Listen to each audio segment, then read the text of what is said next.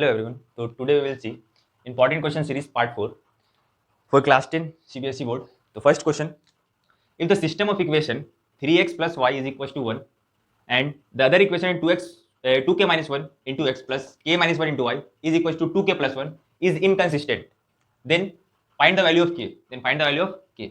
So we have to solve this question by linear equation method. Then we have to see ki if equation is inconsistent, ठीक है, then we have to show a1 by a2 is equals to b1 by b2 and is not equals to c1 by c2.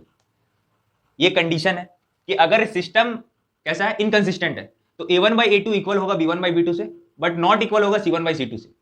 तो इस equation में, इस दोनों equation में अगर हम देखने जाए तो ये अपना a1 है, ये b1 है, इसके आगे कुछ नहीं, तो कोएफिशिएंट क्या है 1 है, और ये अपना c1 है, ये आपका a2 है, b2 है, c2 है.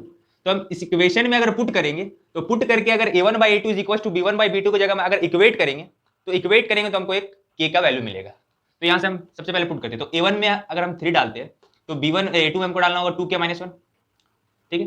b1 में हमको डालना होगा 1 क्योंकि y का कोएफिशिएंट क्या है 1 है, और b2 में हमको डालना होगा y का कोएफिशिएंट क्या है k minus 1, तो k minus 1, और ये नॉट इक्वल से c1 क्या है 1 है, और c2 क्या है 2k plus 1, ये इक्वल नहीं है.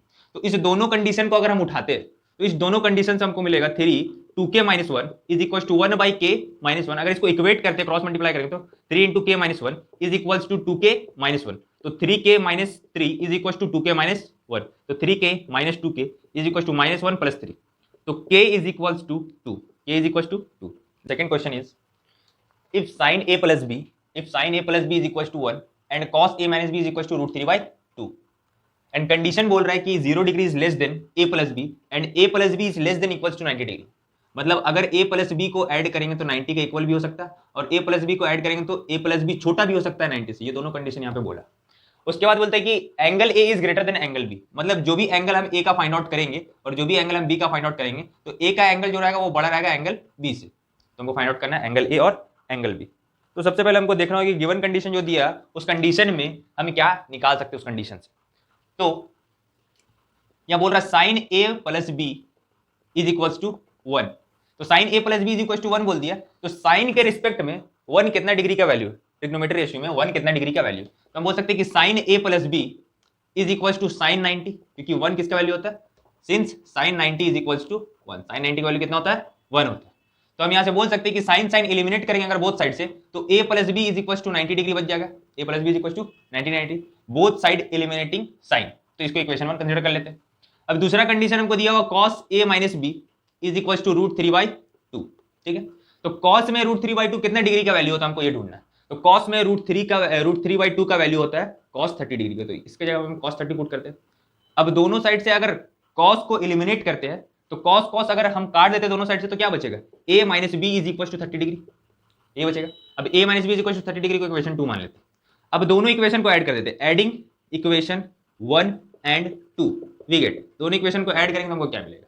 तो इक्वेशन 1 में है a plus B LHS side में, और इसमें है plus a minus B is equal to RHS में है 90 और यहाँ प्लस 30, ठीक है.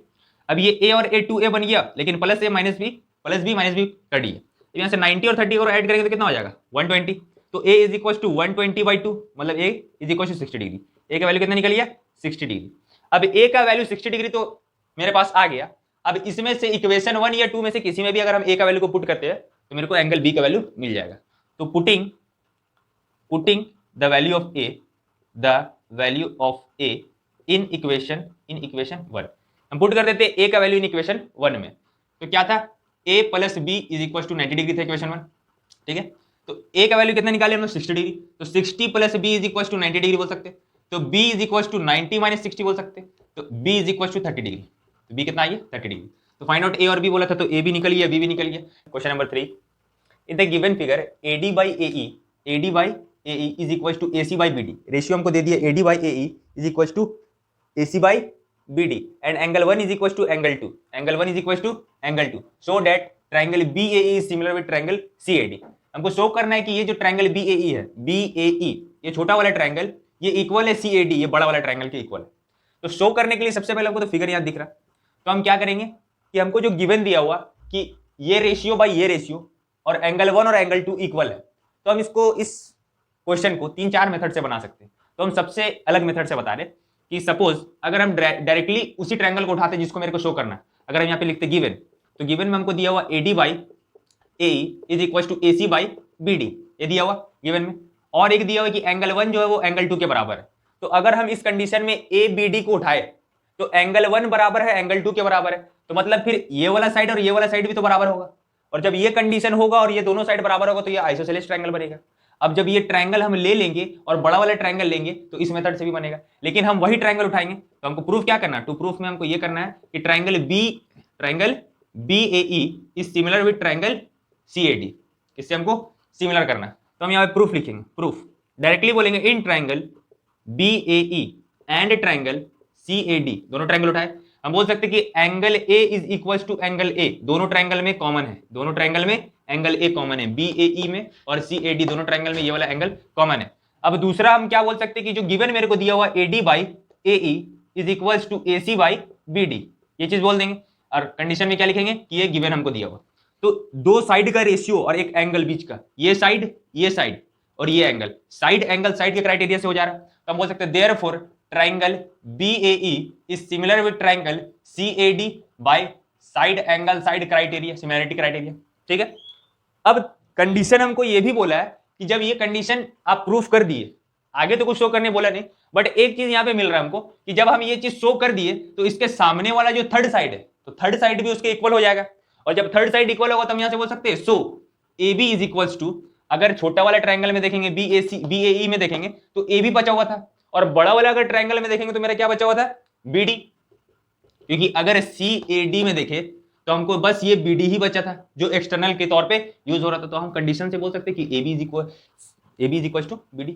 क्यों इक्वल हुआ, क्योंकि ये पूरा ट्रायंगल ही सिमिलर हुई है, तो क्या ये कंडीशन इक्वल नहीं हो सकता, हो सकता है, क्योंकि पूरा का पूरा ट्रायंगल सिमिलर है एक दूसरे से, तो कंडीशन भी सिमिलर होगा, इक्वल होगा। Okay, question number 4 is if 49x plus 51y is equal to 499, पहला इक्वेशन ये दे दिया, दूसरा equation 51x plus 49y is equal to 501, then find the value of x and y, x और y का value हमको find out करना है। तो ये दो इक्वेशन हमको दिया हुआ है, तो इस दोनों इक्वेशन को एलिमिनेशन मेथड से सॉल्व कर सकते हैं।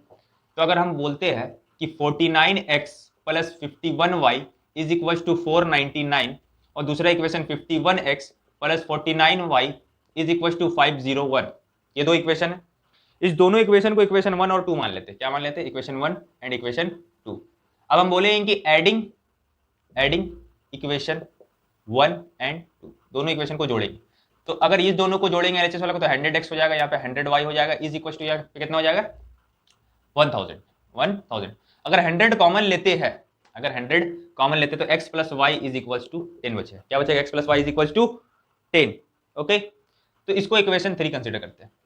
अब एक बार ऐड कर दिए तो एक इक्वेशन मिला, तो एक बार सब्ट्रैक्ट करते हैं, subtracting equation, subtracting 1 from 2, equation 1 से इक्वेशन 2 को घटाएंगे, सब्ट्रैक्टिंग इक्वेशन 1 फ्रॉम इक्वेशन 2, तो इक्वेशन 1 से इक्वेशन 2 को घटाएंगे तो 2x minus 2y is equals to क्या हो जाएगा, 2 हो जाएगा। तो यहाँ बोल सकते हैं x minus Y is equal to 1, अगर दोनों में से हम 2 को कॉमन ले लेते हैं x minus Y is equal to 1 आ जाएगा, इसको इक्वेशन 4 मान लेते हैं।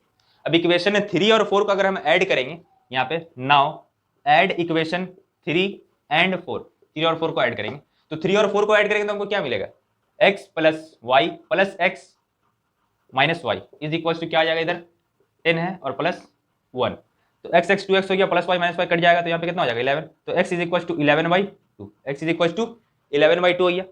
अब x का वैल्यू मिल गया, ऐड करने से सब्ट्रैक्ट करेंगे इक्वेशन 4 में से 3 को, सब्ट्रैक्टिंग इक्वेशन 4 फ्रॉम इक्वेशन 3, तो अगर सब्ट्रैक्ट करेंगे 4 में से 3 को तो क्या आएगा, तो x minus y minus x minus Y is equal to 1 minus 10 is equal to 1 minus 10, ठीक है, 10 माइनस 1, तो यहाँ पे क्या आ जाएगा, तो सब्ट्रैक्ट करेंगे तो यहाँ आ जाएगा 2y इज इक्वल टू 9, तो y इज इक्वल टू 9/2 हो गया। अब एक x का वैल्यू मेरे को मिल गया 11/2, y का वैल्यू मेरे को मिल गया 9/2, हमको फाइंड आउट करने बोला था x और y, तो हम बोल सकते हैं कि x का वैल्यू हो गया मेरा 11/2, y का वैल्यू मेरे पास हो गया 9/2, तो ये कंडीशन, इस इक्वेशन का कंडीशन से x और y का वैल्यू मेरे को मिल गया। ओके।